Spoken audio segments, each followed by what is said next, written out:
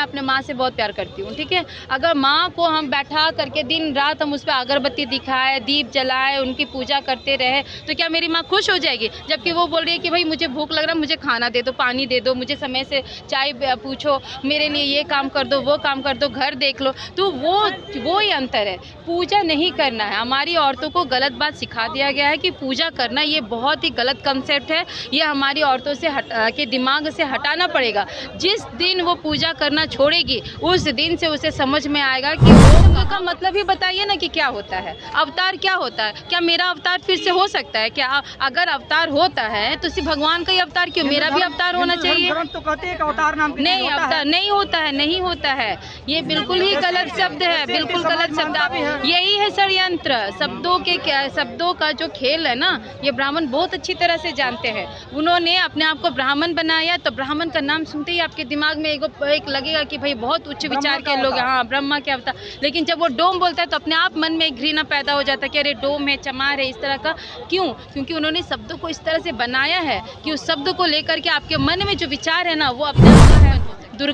दुर्गा जो है, अभी हम कहेंगे कि ये जो महिषासुर है, हमारे महिषासुर का उन्होंने वध किया। तो आप हाँ, तो वही सब हम बता रहे हैं कि जब महिषासुर का वध किया तो आपकी प्रतिक्रिया क्या रहेगी। लेकिन जब हम ये कहते हैं कि महिषासुर की उसने हत्या की है, तब आपकी प्रतिक्रिया क्या रहेगी। तो ये जो वध और हत्या, ये जो शब्दों का जो खेल है ना, ये बहुत अच्छे से ब्राह्मण जानते हैं। उन्होंने हमारे अपने शब्दों से इतना ज़्यादा ये कर दिया ना कि हमारी प्रतिक्रिया को उन्होंने मतलब बदल दिया है। तो ये अवतार शब्द से हमें लगता है कि अच्छा दोनों एक है, तो एक नहीं है। एक बिल्कुल नहीं है। बुद्ध बिल्कुल हमारे और आपकी तरह इंसान थे। उन्होंने पैदा लिया, जन्म लिया है हमारी तरह, एक इंसान की तरह।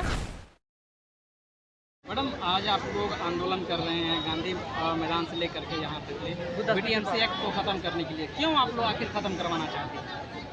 देखिए, कोई भी चीज़ है, अगर हम कह रहे हैं कि ये मेरा ज़मीन है, अगर ज़मीन किसी के हाथ में चला जाता है तो आप डिमांड करेंगे कि ना भाई वापस मुझे मिल जाना चाहिए। तो ये तो हमारा मतलब अपना इतिहास है, हमारा विरासत है, जिसे हम वापस मांग रहे हैं। तो ये तो हमारा अधिकार है, हमें तो मांगना है ही। आज नहीं तो कल हमें तैयार होना ही है इसे मांगने के लिए।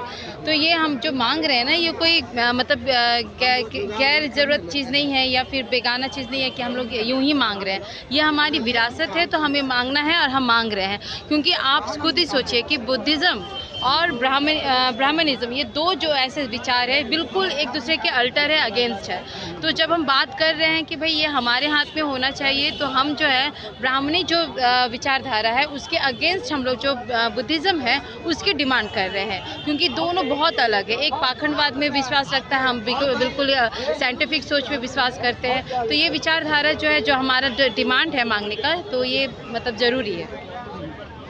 ये सवाल उठता है कि मतलब कि अगर कोई ब्राह्मण ही है और बुद्ध को फॉलो कर रहा है तो उसमें क्या तकलीफ है, क्या दिक्कत कर रहा है, तो फिर आप लोग सेवा कर रहे हो तो क्या तकलीफ है, क्या दिक्कत है? ब्राह्मण एक तरीके से देखिए, आप उस पर विश्वास नहीं कर सकते हैं। अगर आप देखें आपके शोषण का कारण क्या रहा है, यहाँ के बहुजन, यहाँ के जो मूल निवासी है, उनका शोषण का कारण क्या रहा है, तो वही ब्राह्मण ही रहे हैं। क्योंकि उन्होंने अपने जो शास्त्रों से और शस्त्रों के द्वारा जिस तरह से हमारा शोषण किया है, तो आप उस पर कैसे विश्वास कर सकते हैं, कि रिलाय कैसे कर सकते हैं कि वो आगे चल कर के भी आपका जो इतिहास है या संविधान है या आपके जो अधिकार है उनको ख़त्म नहीं करेंगे। तो एक अविश्वास सा बना रहता है उनके प्रति।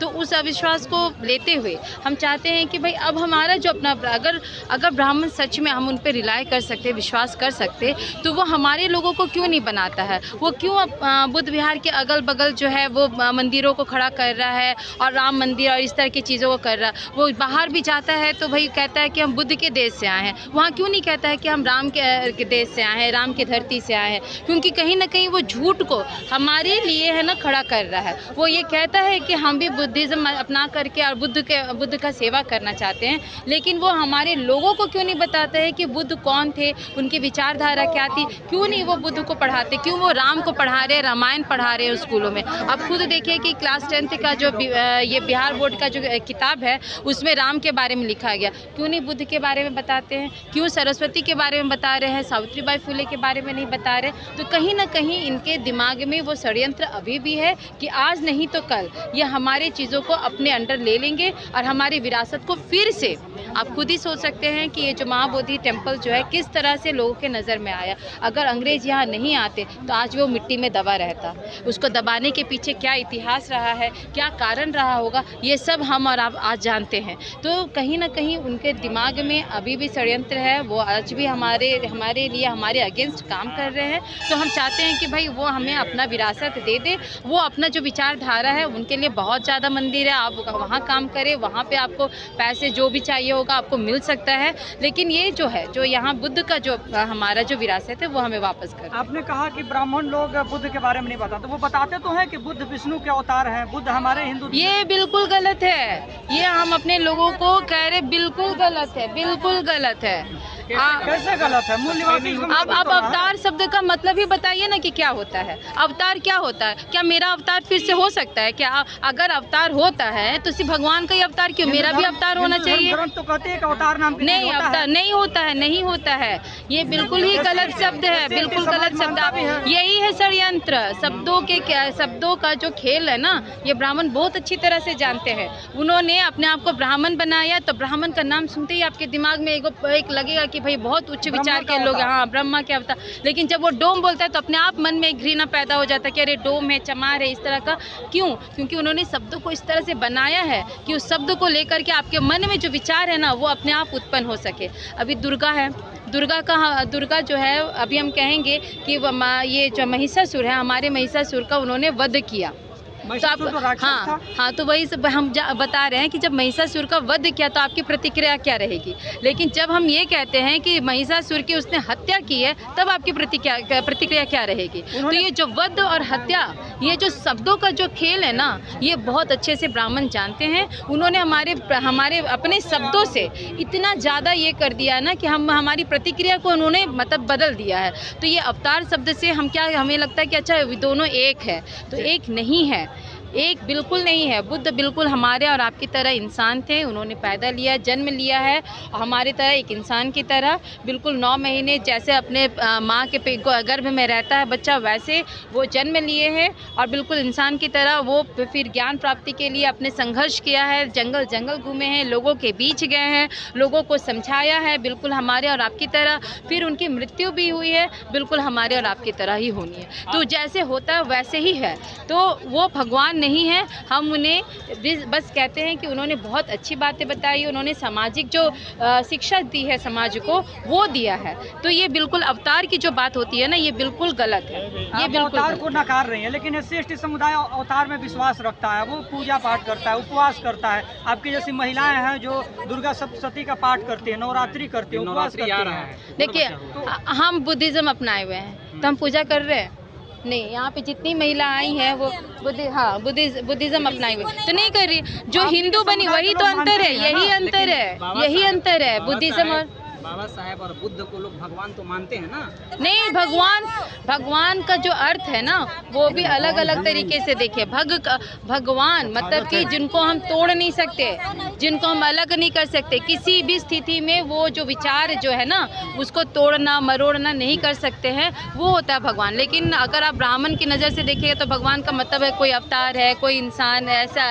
आदमी है जो किसी तरह से पैदा लिया है। तो इस तरह महिलाओं को पूजा पाठ नहीं करना चाहिए? नहीं, बिल्कुल नहीं। आप देखिए अपने समाज के जो लोग हैं जो आपको अच्छी बातें बता रहे हैं, जो आपको अच्छी चीज़ें सिखा रहे हैं, अगर बुद्ध हमें अच्छी बातें बता रहे हैं तो वो हमारे लिए भगवान हैं। लेकिन उनकी पूजा करना ये बिल्कुल गलत है। अगर वो अच्छी बातें, अगर आप खुद ही छोड़ दीजिए, भगवान को छोड़ दिए। मैं अपने माँ से बहुत प्यार करती हूँ, ठीक है। अगर माँ को हम बैठा करके दिन रात हम उस पर अगरबत्ती दिखाए, दीप जलाए, उनकी पूजा करते रहे तो क्या मेरी माँ खुश हो जाएगी? जबकि वो बोल रही है कि भाई मुझे भूख लग रहा है, मुझे खाना दे दो, पानी दे दो, मुझे समय से चाय पूछो, मेरे लिए ये काम कर दो, वो काम कर दो, घर देख लो। तो वो ही अंतर है। पूजा नहीं करना है। हमारी औरतों को गलत बात सिखा दिया गया है कि पूजा करना ये बहुत ही गलत कंसेप्ट है। ये हमारी औरतों से के दिमाग से हटाना पड़ेगा। जिस दिन वो पूजा करना छोड़ेगी उस दिन से उसे समझ में आएगा कि वो कहाँ पर थी, किस अंधेरे में थी। और वो पढ़ाई की ओर, शिक्षा की ओर अपने आप को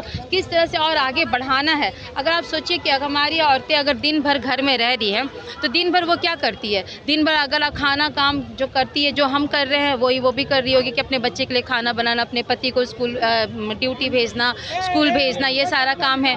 दिनचर्या जो होता है एक महिला का, उसके बाद जो मेरे पास जो काम रहता है ना वो पूजा पाठ नहीं रहता, थोड़ा किताब पढ़ते हैं, थोड़ा अपने जो महापुरुष है, जो अपने अच्छी अच्छी किताबें होती है साइंस से रिलेटेड, बाहर से रिलेटेड, जिससे हमको ज्ञान मिले, वो किताबें पढ़ते हैं। अगर नहीं भी होता है तो हम कुछ बच्चों को अपने घर में बुलाते, कुछ बच्चों को पढ़ाते हैं, लिखाते हैं, नहीं होता है तो सिलाई बुनाई सीखते हैं, मतलब कि जिससे कि 2 पैसे हम भी कमा सके और 2 हमारी हुनर को थोड़ा ये मौका मिल सके कि हम दिखा सकें। आखिरी सवाल आपसे, अभी जीवित पुत्री का त्यौहार आ रहा है, काफ़ी महिलाएं जो है सोचती हैं कि अगर हम अपने पुत्र के लिए उपवास नहीं करते तो हमारा पुत्र मर जाएगा, इस पर क्या कहेंगे?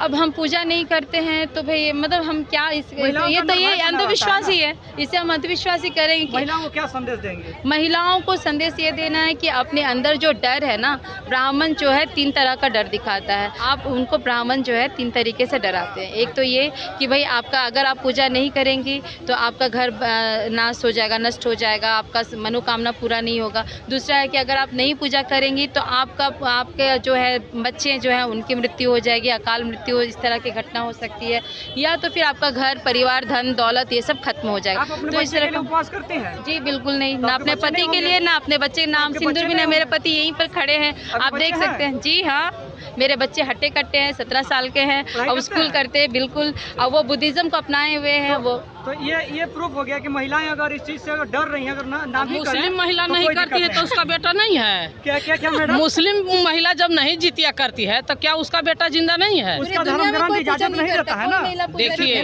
यहाँ धर्म जो है, आज पेरियार रामास्वामी का जन्मदिन भी है। मैं पेरियार रामास्वामी के जन्मदिन पर मैं उनको श्रद्धा सुमन अर्पित करती हूँ और आपके चैनल को विश्वकर्मा पूजा नहीं है आज? पेरियार रामास्वामी के जन्मदिन पर मैं बोल रही हूँ। विदेश में तो विश्वकर्मा पूजा